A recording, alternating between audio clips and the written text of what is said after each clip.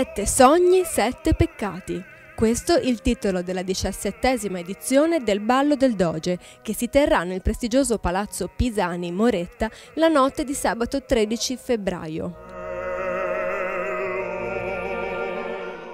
Durante la conferenza di presentazione dell'evento, alla quale sono intervenute diverse autorità, Antonia Sauter, stilista, costumista e ideatrice del ballo, ha presentato le novità per l'edizione 2010, che promette di essere ancora più spettacolare delle precedenti. Il general manager di The Western European Regina di Venezia, il dottor Giuseppe De Martino, che è seduto accanto a me.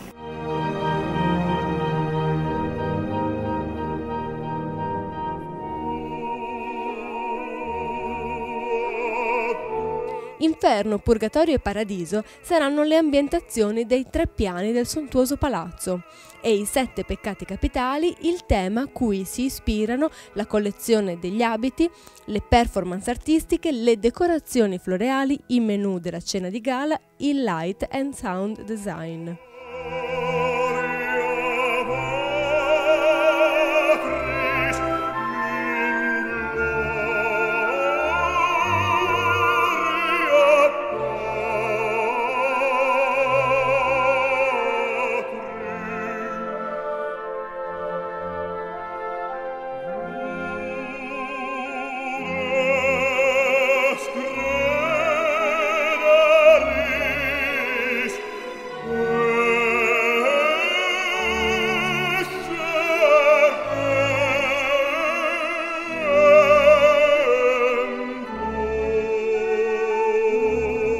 Ed è opportuno che una città che ha 60.000 abitanti e ha milioni di turisti si interroghi sulla qualità del turismo che vuole avere.